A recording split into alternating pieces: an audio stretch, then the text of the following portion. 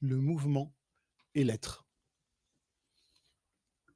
C'est le titre que j'ai choisi pour vous parler ce matin de ce périple de l'apôtre Paul.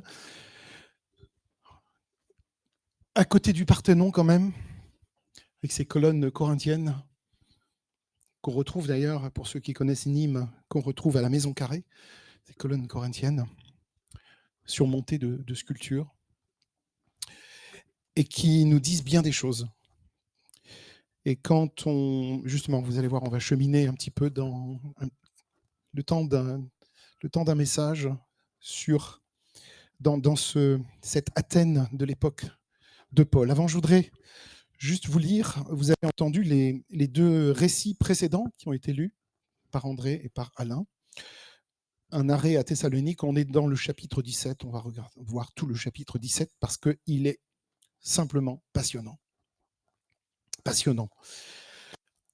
L'apôtre Paul va traverser des villes, mais aussi traverser des lieux particuliers, une synagogue, l'aréopage, des lieux emblématiques, des lieux symboliques, dans lesquels Paul va rester toujours ce Paul qu'il est, la même personne, mais en discutant avec des gens très très différents, des gens radicalement différents, qui ont une approche différente.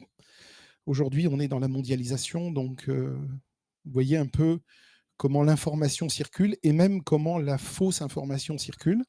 À l'époque, c'était assez cloisonné. Il y avait le monde grec et puis le monde juif. Tout ça n'était pas très, très poreux. Mais pourtant, Paul avait cette connaissance du monde grec. Il était bien sûr un citoyen romain, érudit, et il avait certainement eu accès aux philosophes grecs. Il avait entendu en tout cas les enseignements.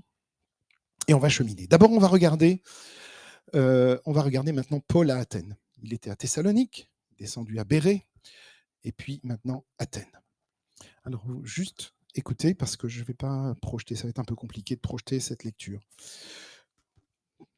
Pendant qu'il attendait ses compagnons à Athènes, Paul bouillait d'indignation en voyant combien cette ville était remplie d'idoles.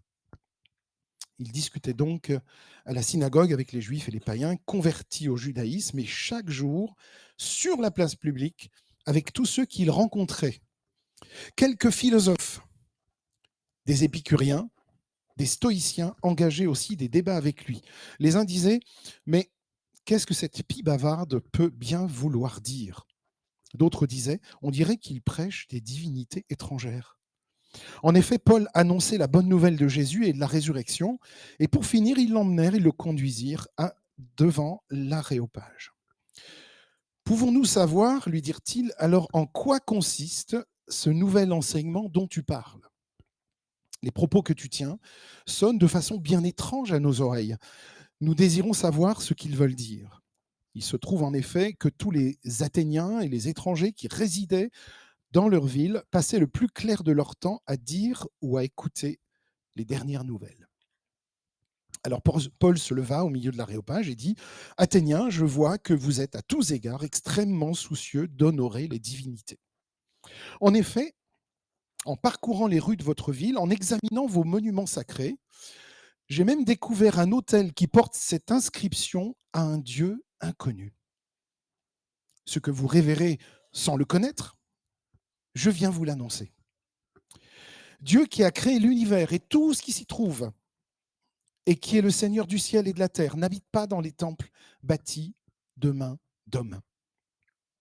Il n'a pas besoin non plus d'être servi par des mains humaines, comme s'il lui manquait quelque chose. Au contraire, c'est lui qui donne à tous les êtres la vie, le souffle de toutes choses. À partir d'un seul homme, il a créé tous les peuples pour qu'ils habitent toute la surface de la terre, et il a fixé des périodes déterminées, établi les limites dans leur domaine. Pour tout cela, Dieu invitait les hommes à le chercher et à le trouver, peut-être comme à tâtons. Lui qui n'est pas loin de chacun de nous. Verset 28.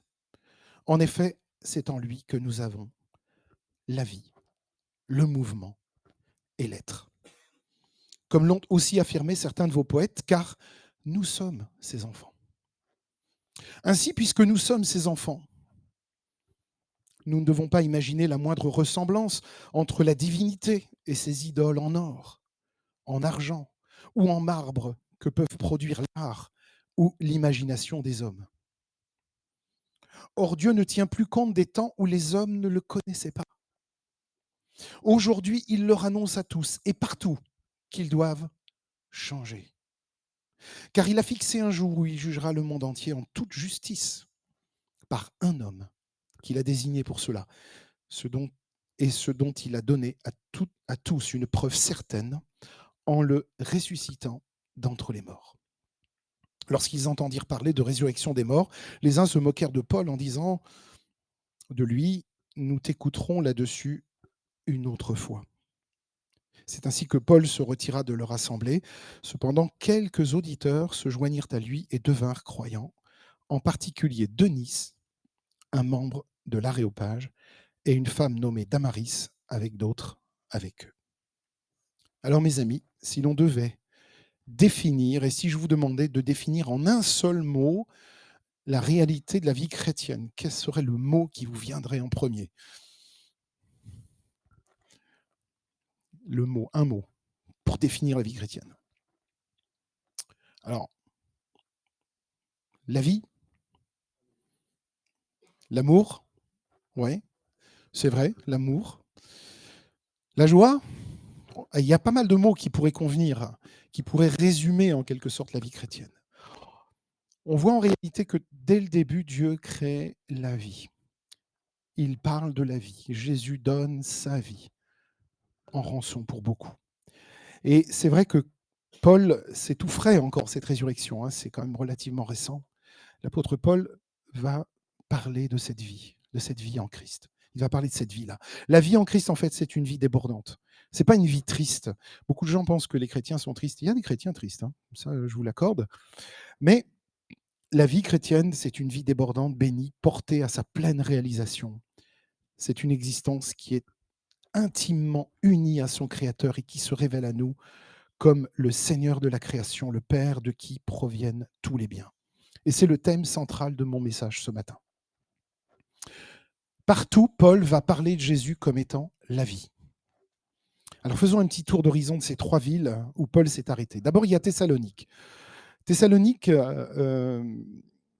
qui va donner, à qui Paul va écrire ces deux épîtres aux Thessaloniciens qui sont importantes, et où l'Évangile a rencontré beaucoup d'hostilité. Pourquoi beaucoup d'hostilité? Parce qu'il a eu beaucoup de succès. Et on voit, il y a quelques Juifs convaincus qui se joignent à Paul et Silas, ainsi qu'un grand nombre de Grecs convertis au judaïsme et plusieurs femmes de la haute société. Les autres Juifs jaloux recrutèrent des voyous trouvés dans les rues et provoquèrent des attroupements et tumultes dans la ville. Ils firent irruption dans la maison de Jason pour y chercher Paul et Silas. Donc vous voyez, ça n'a pas été facile, l'annonce de l'évangile à Thessalonique. Il y a eu beaucoup d'opposition. Ensuite, Paul va à Bérée. Alors, il y a tout un cheminement. Voilà, il y va. C'est pas très, très loin. À Bérée, l'accueil de l'évangile est plus favorable. Vous connaissez les gens de Bérée, hein, c'est ceux qui vérifiaient dans les Écritures pour voir si tout ce qu'on leur disait était exact. Les gens de Bérée, c'est des gens qui aimaient bien vérifier. Ils étaient plus ouverts. Ils ont reçu la parole avec une grande ouverture d'esprit. Mais là encore, il y a de l'agitation, il y a des troubles autour de Paul, en fait, parce que on veut pas trop que Paul dise des choses. Et puis ensuite, il y a Athènes. Athènes, le temple de la philosophie. Est-ce qu'il y en a qui ont fait de la philosophie? Alors, il y en a qui ont étudié un peu la philo, qui ont lu des livres de philo. Ah bah oui, au lycée, bien sûr, hein, les jeunes, voilà, qui sont présents, il y a peut-être quelques souvenirs de philo, des grands auteurs grecs. En tout cas, la base de la philo, c'est la Grèce, hein. Paul à Athènes va entrer dans ce temple de la philosophie. Et pour bien se représenter ce qu'a été Athènes, je vous ai trouvé la partie d'un article de... oups, ouais, non, du coup, mes lectures, c'est après. Je vous ai trouvé partie d'un article de Chelsea Follett dans Contrepoint qui nous dit ceci. Athènes a joué un rôle historique clé dans la promotion de l'importance de la recherche ouverte, de la raison, du débat et de la quête de vérité.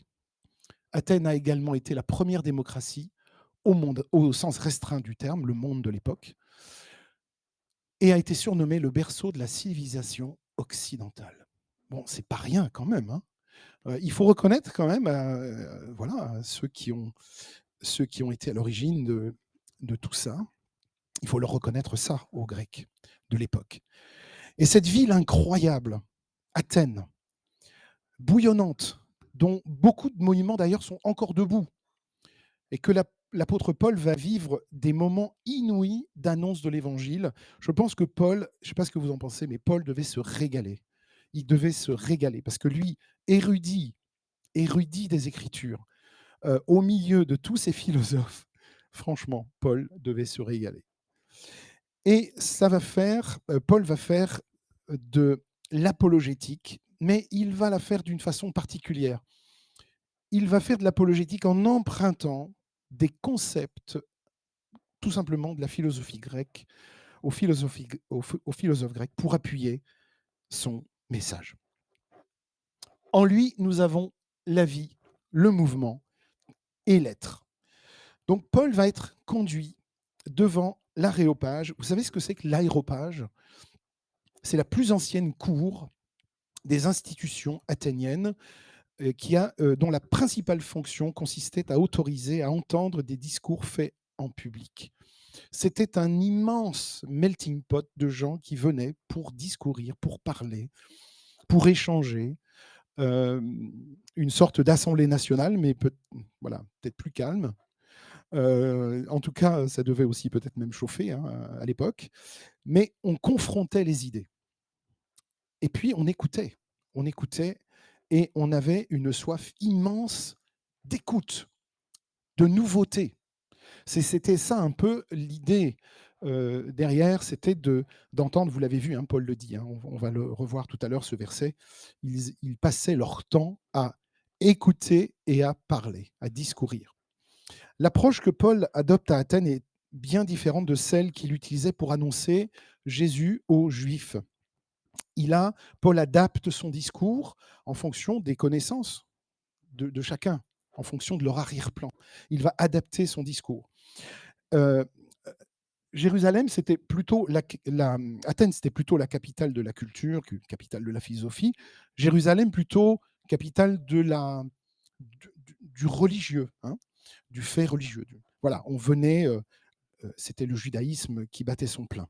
Et puis Éphèse, c'était alors là la grande capitale des idoles, idolâtrie, hein. Et Paul cherche à attirer l'attention de son auditoire par un exemple très concret pour gagner leur confiance en utilisant les ressources de la culture grecque. Et cette déclaration, ici, en lui, nous avons la vie, le mouvement et l'être. Si je vous demandais est-ce que c'est biblique, vous allez me dire oui, parce que c'est dans la Bible, mais ça n'est pas au départ une phrase biblique, inspirée. C'est simplement Paul qui va citer un poète grec. Et donc, c'est ça qui est intéressant. Donc, Paul souligne en fait que c'est en Dieu que nous avons la vie, que tout existe et tire son origine de lui.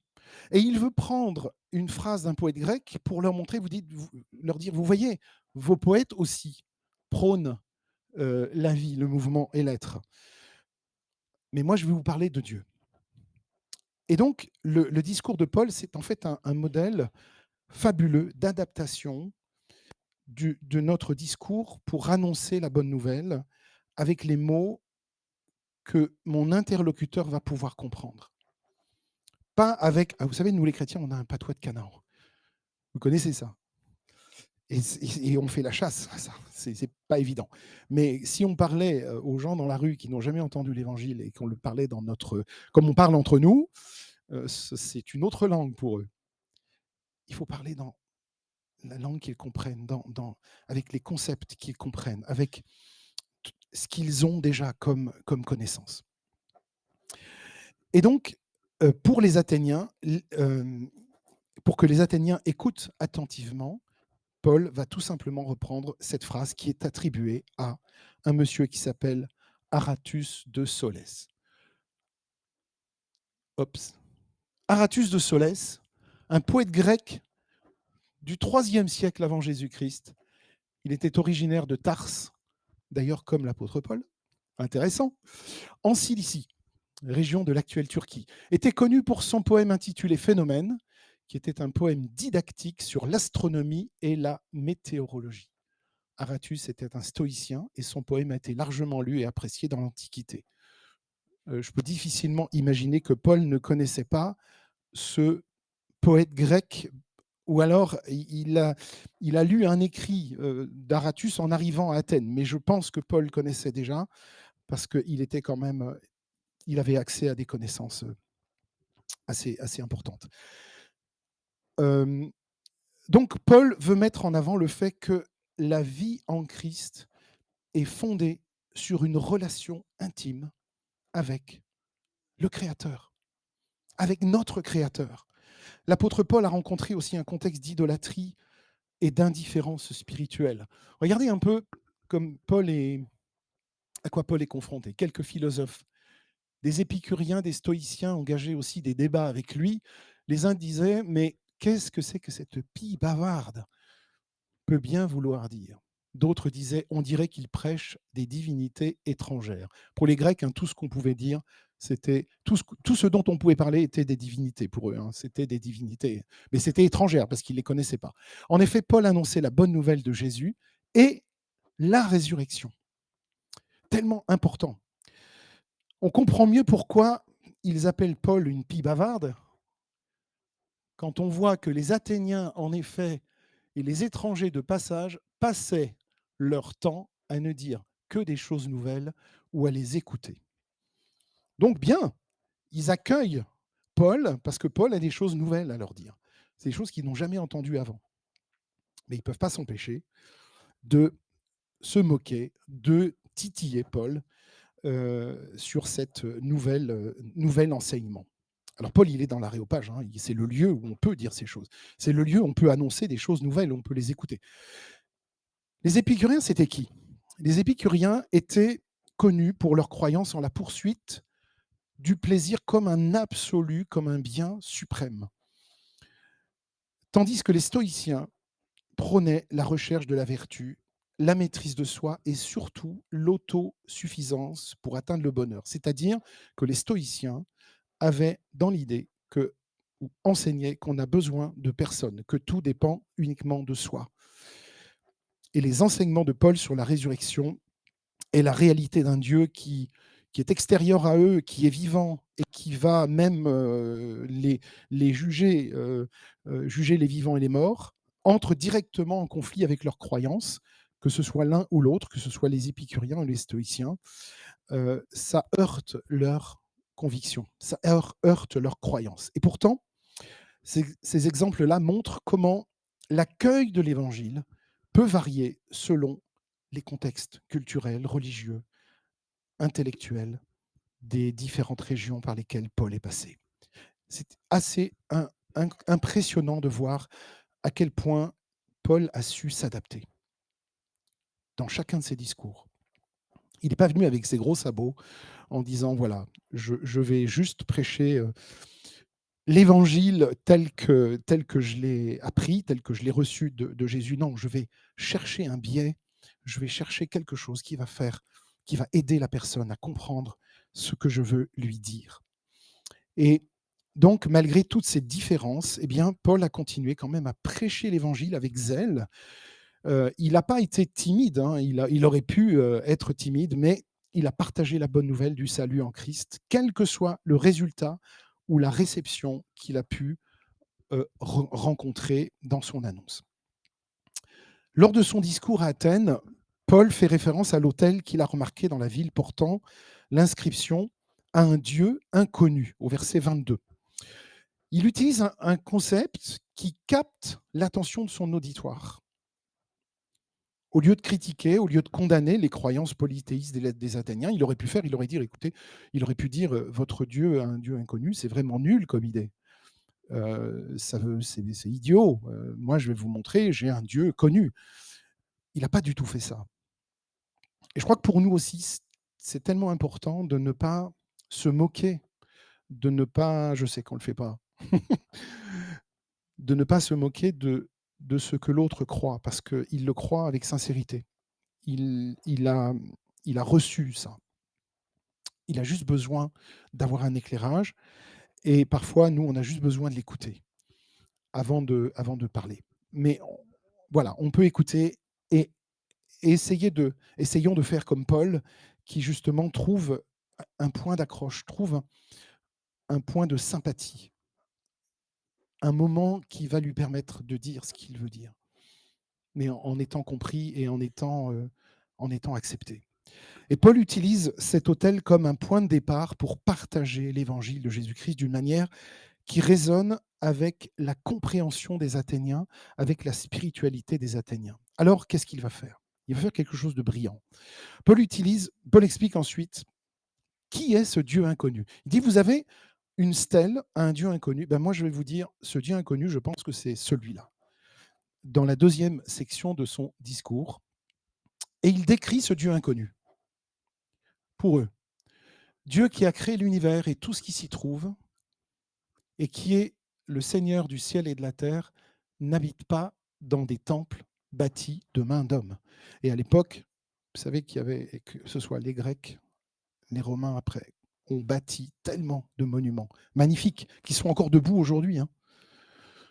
Il n'a pas besoin non plus d'être servi par des mains humaines comme s'il lui manquait quelque chose. Ça veut dire que il faudrait qu'on bâtisse un temple pour Dieu parce que Dieu a besoin de nous pour lui bâtir un temple, parce qu'il n'a pas de temple. Non, mais pas du tout. D'ailleurs, il fera de nos cœurs son temple, le temple du Saint-Esprit, de nos corps, le temple du Saint-Esprit. Au contraire, c'est lui qui donne à tous les êtres, la vie, le souffle de toute chose. Paul utilise cette occasion pour annoncer l'évangile de Jésus-Christ comme la révélation complète de Dieu. C'est un credo, en fait. C'est un ensemble c'est un ensemble de, de concepts bibliques que Paul va donner ici. Et il utilise cette occasion pour annoncer l'évangile comme la révélation complète de Dieu aux hommes, y compris aux Athéniens qui l'ignoraient jusque-là. Donc il est en train de dire aux Athéniens, ce Dieu inconnu, je suis en train de le décrire, ce n'est pas du tout ce que vous imaginez. Si vous avez un Dieu inconnu, j'aimerais vous parler de lui. J'aimerais vous parler de lui.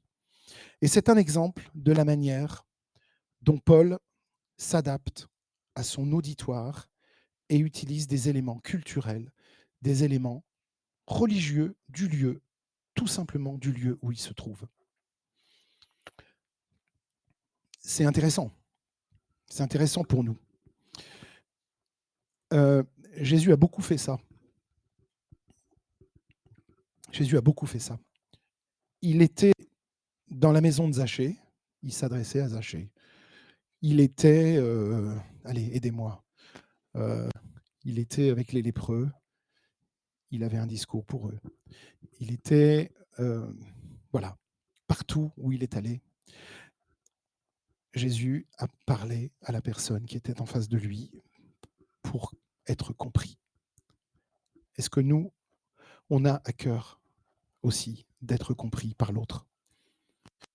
Paul va parvenir à engager les Athéniens dans une discussion sur la véritable nature de Dieu. Et j'imagine que dans l'aréopage, ça devait discourir et discourir. Et Paul, on n'est pas d'accord avec toi. Mais non, Paul, tu es complètement à côté de la plaque. Mais Paul va jusqu'au bout de son raisonnement. Il partage l'évangile avec eux de manière intelligible à leur contexte culturel et religieux spécifique. Alors, nous, on a deux difficultés. Je dirais que nous, les chrétiens, on a deux difficultés, deux écueils. Mais je pense que c'est à peu près pour tout le monde la même chose. On est on est tiraillé entre être trop enraciné sur terre, comme les épicuriens, ou tout spiritualiser jusqu'au légalisme, jusqu'à l'absolutisme, comme les stoïciens. Et la difficulté pour le chrétien, c'est d'être à la fois dans le monde tout en étant étranger et voyageur sur terre, tout en étant, vous imaginez, c'est comme si, voilà, bon, installez-vous, mais c'est temporaire, hein, c'est une résidence temporaire. C'est pas pour toujours. Et le roi David qui rassemble, au moment où il rassemble les offrandes, oups, heu, a ce problème. Il est devant cette difficulté où il rassemble les ressources pour la construction du temple de Jérusalem. David avait totalement, pleinement conscience d'être tiraillé. Nous sommes devant toi, étrangers et résidents temporaires sur la terre, tout comme nos ancêtres. Nos jours sur la terre sont comme une ombre qui passe sans espoir de demeurer. Ça veut dire que David, qui allait bâtir un temple qui était fait pour durer, bon, vous savez qu'il a été détruit, le temple de Jérusalem a été détruit, mais ce temple qui était bâti pour durer éternellement, David avait déjà conscience que ce n'était pas pour toujours, que c'était temporaire. Nous sommes devant toi, étrangers, résidents temporaires, tout comme nos ancêtres. Paul annonce aux Athéniens que Dieu, en tant que créateur du monde, appelle tous les hommes à quoi? À être réconciliés avec lui. Ce Dieu que vous ne connaissez pas. J'aimerais prendre quelques minutes pour vous en parler. Il appelle tous les hommes à la réconciliation avec Dieu, et ça passe par la repentance, bien sûr, hein, parce qu'il a fixé un jour où il jugera le monde, avec justice, bien sûr, par un homme qu'il a désigné, c'est-à-dire Jésus. Et dans son discours, Paul s'adresse spécifiquement aux écoles de philosophie épicurienne et stoïcienne présentes à Athènes.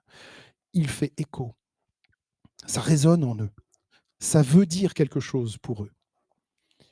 Ça fait écho à leurs croyances matérialistes et panthéistes, parce que vous savez que les Grecs avaient des multitudes de dieux, comme les Romains d'ailleurs. Je vous redonne ce verset, mais en le complétant. En effet, en lui, nous avons la vie, le mouvement et l'être, comme l'ont aussi affirmé certains de vos poètes, car nous sommes ses enfants. C'est ça le secret, en fait. C'est ça qui manque sur la stèle. Un Dieu inconnu, impersonnel, peut-être guerrier, peut-être un Dieu qui exige beaucoup de nous. Non, Paul rajoute, car nous sommes ses enfants.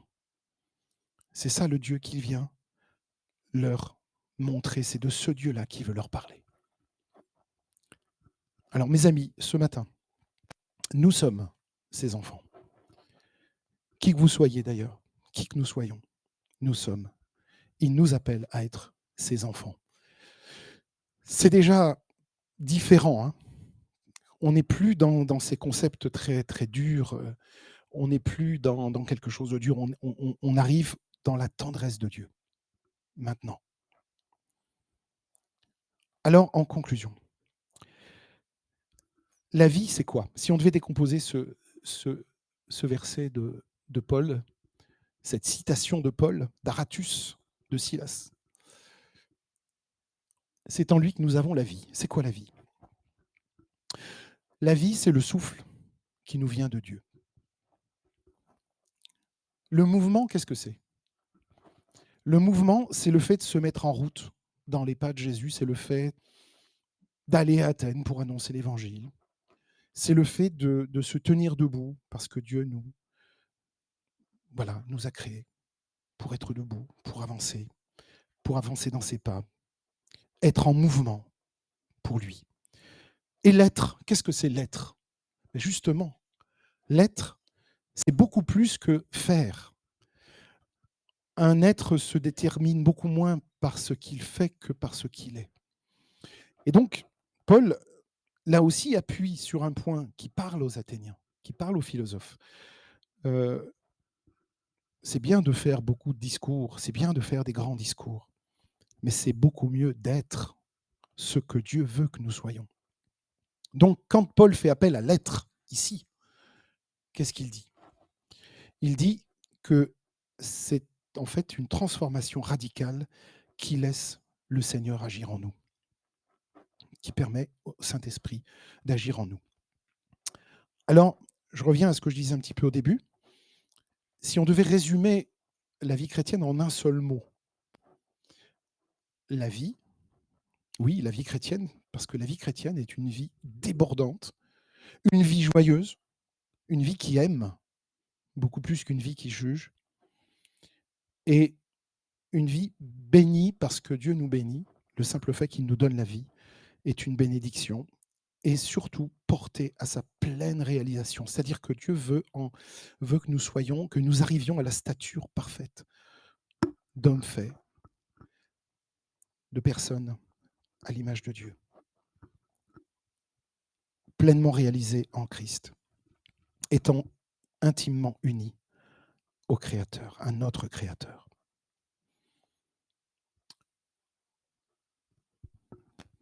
Paul met en avant que la vie chrétienne est fondée sur une relation intime avec Dieu, en qui nous avons la vie, le mouvement et l'être.